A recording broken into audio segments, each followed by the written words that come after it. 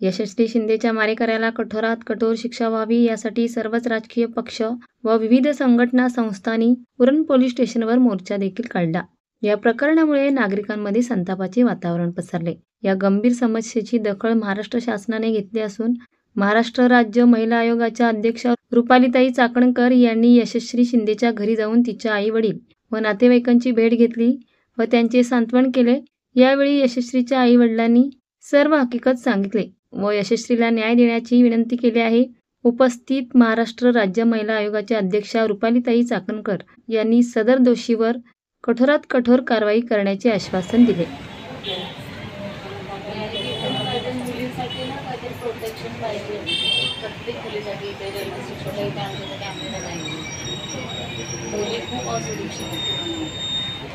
जिथं गरज आहे तिथं तुम्ही ना सरकारला म्हणजे तुम्ही काहीतरी करायचे आणि प्रत्येक मुलीसाठी काहीतरी योजना झाल्या पाहिजे।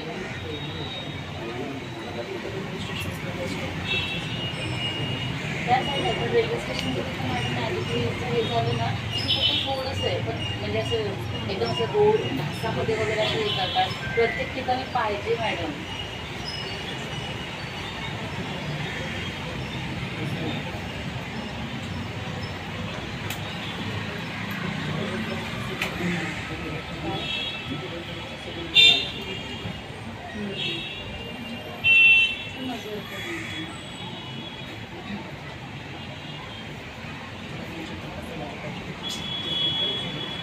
आता मग कसं जसं तिला त्यांनी केलं ना तडतोड तसं आपलं सगळं ठरवलं परत कोणाची हिंमत नाही झाली पाहिजे। खूप बेकार प्रत्येक मुलीसाठी आता तर मुली सेफ्टी करा इमिडिएटली असे प्रोटेक्शन काय सरकार हे नाही ते हे काढतात काय स्कीम ही स्कीम मुलींसाठी तुम्ही तिचं झालेलं त्याची त्या दिवशी एका मुलीची अरे तुम्ही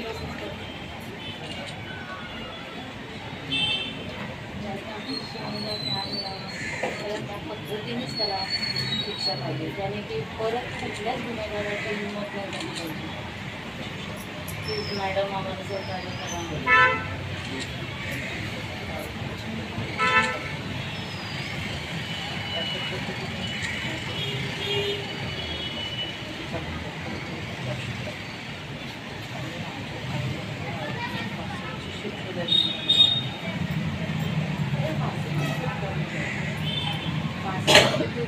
आहे समजा जे समजू शकतो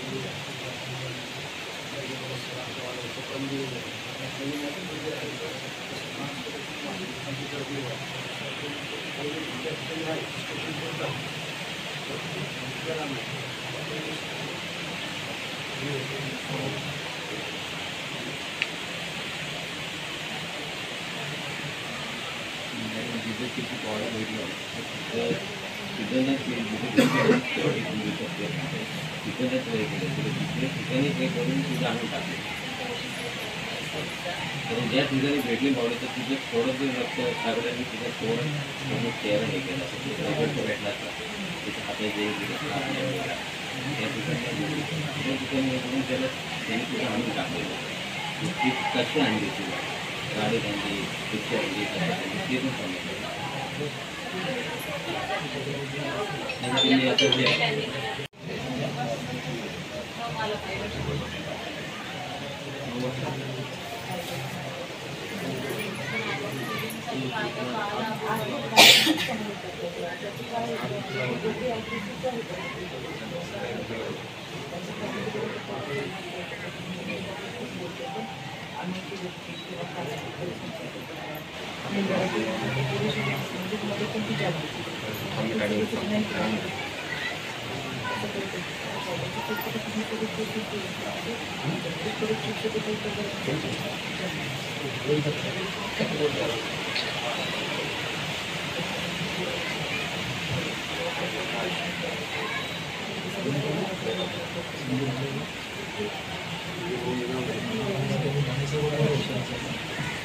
सीख रहे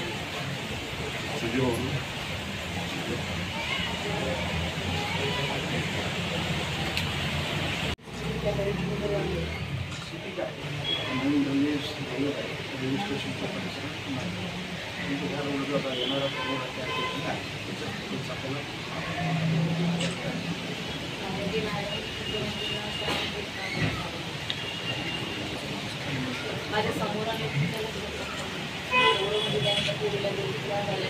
बेकार सर तुम्ही बघितलंय ना, प्लीज काहीतरी करा. आणि मी खरंच सांगते त्याने की यांना पण म्हणजे पुढे पाऊल टाकते सरकारने काहीतरी करावं.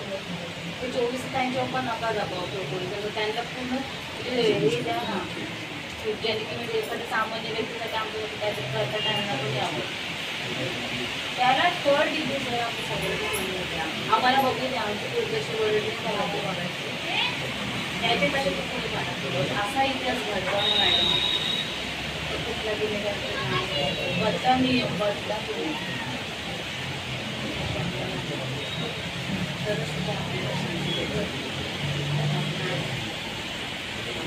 मीडियावर देखील अनेक प्रतिक्रिया येत आहेत, त्यामुळे कुठेतरी तणावाची परिस्थिती निर्माण होऊ शकते, कायदा सुव्यवस्थेचा प्रश्न निर्माण होऊ शकते. तर तुम्ही काय आवाहन कराल? माझ्या माध्यमातून मी जनतेला विनंती करेन की कोणत्याही अशा गोष्टीला जातीचा धर्माचा रंग देऊ नका. शेवटी आरोपी हा आरोपी आहे, कायद्याच्या चौकटीतून त्यांच्यावरती कठोर कारवाई होईल आणि आरोपीला फाशीची शिक्षा व्हावी यासाठी राज्य महिला आयोग पाठपुरावा करेल. पण समाजाचं स्वास्थ्य व्यवस्थित राखलं गेलं पाहिजे ही एक सुजाण नागरिक म्हणून आपल्या सगळ्यांची जबाबदारी. पोलीस यंत्रणा त्याच्यासाठी सतर्क आहे, पण अशा पद्धतीने कोणीही अफवा पसरू नये.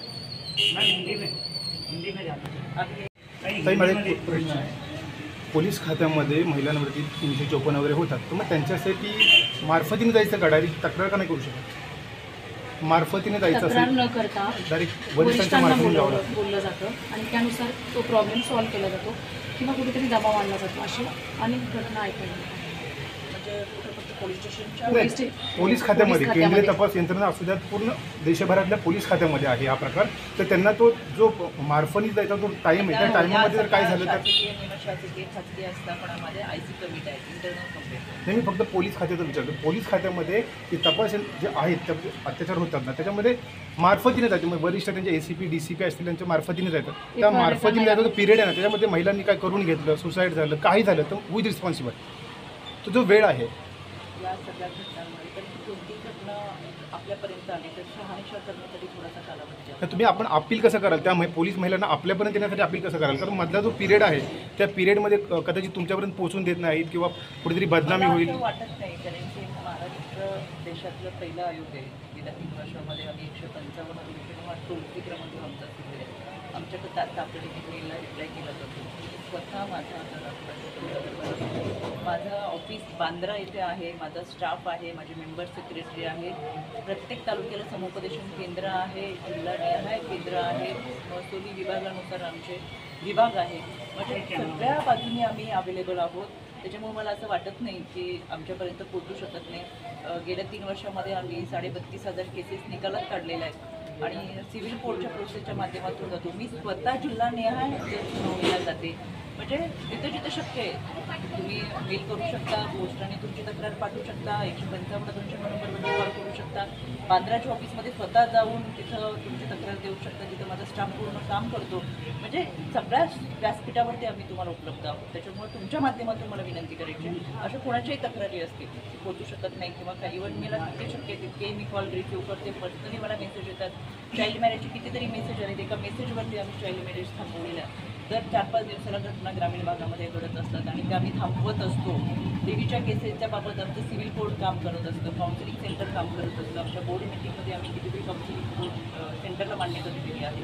म्हणजे जितकं या माध्यमातून करता येईल तितकं आम्ही आयोगाच्या माध्यमातून करतो आणि त्याच्यामुळे मला खात्री आहे लोकांची देखील जितक्या अपेक्षा आता आयोगाकडून वाढले, कारण की चांगलं काम होतं. यापूर्वी आयोग कोणाला माहिती नव्हतं फारसं, पण आता प्रत्येक ठिकाणी मी वैयक्तिक भेट देते. पण घटना घडू नये याच्यासाठी आम्ही शाळा कॉलेजच्या कॅम्पसमध्ये शिक्षक पालक संघटनेच्या माध्यमातून सुद्धा काउन्सिलिंग करतो. त्यांचं बीट मार्शल दामिनी पद्धत चांगल्या पद्धतीने काम करतो. पुढे यंत्रणा कमी पडत असेल तर तातडीने आम्ही त्या ठिकाणी निरोप देऊ.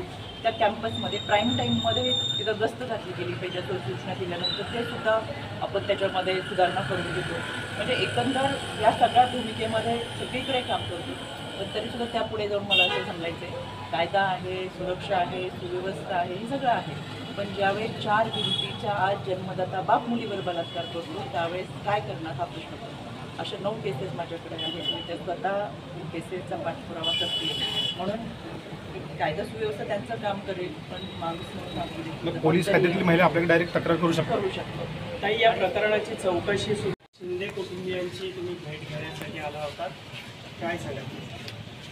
आज मी शिंदे कुटुंबियांची भेट घेतली.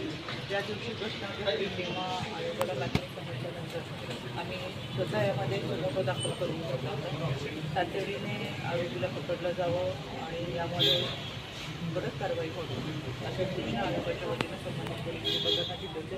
पोलिसांनी देखील प्रशासनिक प्रयत्न करत आरोपीला पकडलेले आहे.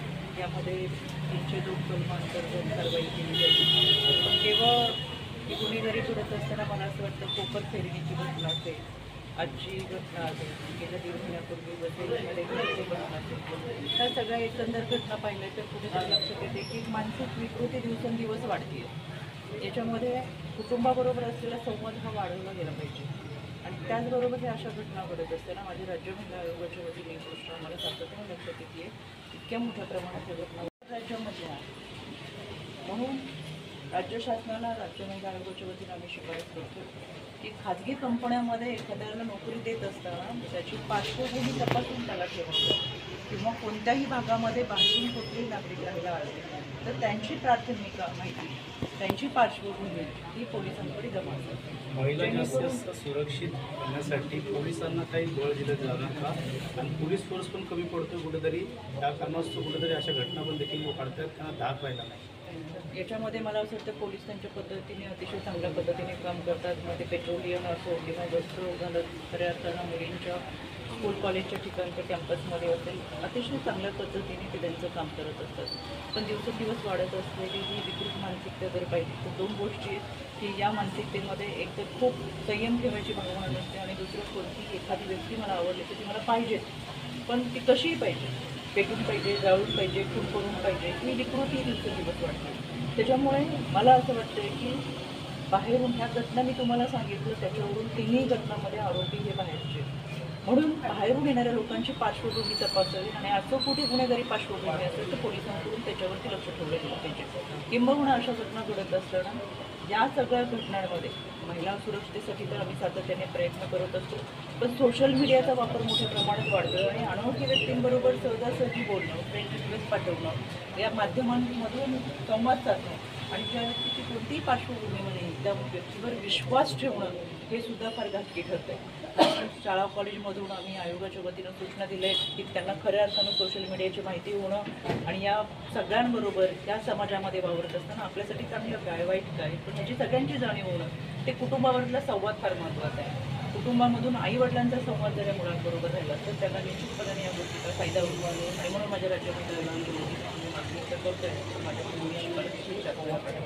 की बाहेरून येणाऱ्या लोकांची माहिती ही स्थानिक पातळीवरती ज्या ग्रामपंचायतीमध्ये येतील, ज्या गावात येतील, ज्या सोसायटीत येतील, ज्या ठिकाणी राहायला येतील, त्या खाजगी कंपनीमध्ये कामाला लागतील, त्या कामाला लागत असताना साधारण त्यांची पार्श्वभूमी काय असेल तर याची माहिती जर पोलिसांपर्यंत देण्याचं देखील काम करतो. ताई, मिसिंग तक्रार जेव्हा दाखल करण्यात जातात आलं तेव्हा पोलीस ती तक्रार न घेता 24 तास होईल असं बोलतात. याही प्रकरणाबाबत असं झालं म्हणून या मुलीला जीव गमावा लागला आहे अशी अनेक नागरिकांनी तक्रार देखील केली. यावर मला असं वाटतं की अशा घटना जर घडत असेल तर त्यांनी आमच्या आरोग्याची सतर्कता साधावं आणि महाराष्ट्रामध्ये आव्हान करतो 155-209 नंबर हा आमच्या आरोग्याचा आहे.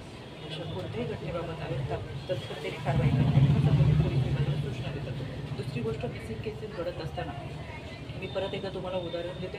16 ते 22 वयोगटातल्या मुलींचं मिसिंगचं प्रमाण फार मोठ्या प्रमाणात वाढलं आहे. यामध्ये नोकरीचं आमिष असेल ते तर कमी पडलं आहे, पुढे प्रेम प्रकरणातलं आमिष असेल आणि या सगळ्या गोष्टींमुळे अनोळखी व्यक्तींवरती सर्वांसाठी विश्वास ठेवत असताना मुली कुठेतरी ज्या गोष्टींना बळी पडतात. म्हणून मी सातत्याने सांगते की कुटुंबाबरोबरचा संवाद मग तो आईवडिलांचा असेल, घरात इथल्या पालकांचा संवाद असेल, त्या संवादामुळे किमान त्यांना जाणीव होईल की चांगलं काय आणि वाईट काय. केवळ फेसबुकच्या एका पोस्टवरून आपण सहजासहजी अनोळखी असलेल्या व्यक्तीला फ्रेंड रिक्वेस्ट पाठवतो, आपली स्वतःची संपूर्ण माहिती ही फेसबुकवरती पाठवत असतो. कुठेतरी या सगळ्या जाळ्यांमध्ये अडकलं जातो. त्याच्यामुळे आता सोशल मीडियाच्या माध्यमातून जे गुन्हेगारी मोठ्या प्रमाणात वाढली आहे, त्याला खऱ्या अर्थानं लगाम घालायचं असेल तर सायबर क्राईमच्या माध्यमातून सुद्धा सायबर सोशल आम्ही ॲक्टिव्हिटी राबवतच असतो. तर त्याबरोबर संवाद फार महत्त्वाचा आहे. जो दिवसेंदिवस पूर्वी एकत्र कुटुंबामध्ये असताना घडत होता, पण हल्ली विभक्त कुटुंब पद्धती झाली आहे. हम दो दोनच्या ऐवजी हम एकच्या जमान्यामध्ये आलो. त्याचा वडिलांबरोबर आई देखील आता नोकरीच्या निमित्तानं घराच्या बाहेर पडतात आणि मुलांच्या एका हातामध्ये मोबाईल, दुसऱ्या हातामध्ये रिमोट आला आहे. त्याच्यामुळे 1 मिनिटाच्या रील्सवरून 1 मिनिटाच्या दुनियेवरून ते त्यांचं विश्व ठरवायला लागले आणि म्हणून सहजासहजी कोणाच्या तरी भांडणांना बळी पडत असताना अशा घटना मोठ्या प्रमाणात घडतात आहेत. ते टाळण्यासाठी त्या सगळ्या गोष्टींचा एकत्रितरित्या विचार करून आपल्या सगळ्यांनी एकत्रित येऊन सामाजिक स्वास्थ्य राखण्यासाठी सामाजिक संस्थांबरोबर देखील आणि आपली सगळ्यांची जबाबदारी आपण एक पालक म्हणून विद्यार्थ्यांबरोबर संवाद वाढवतो. चांगलं काय वाईट काय त्यांना सांगितलं. तर विरोधकांचं म्हणणं आहे की महाराष्ट्र वेदभूमीसाठी विठ्ठल ममता बादे, उरण. ताज्या घडामोडी जाणून घेण्यासाठी आजच आपल्या महाराष्ट्र वेदभूमी न्यूज चॅनलला लाईक करा, शेअर करा, सबस्क्राईब करा आणि बेल आयकॉनवर क्लिक करायला विसरू नका.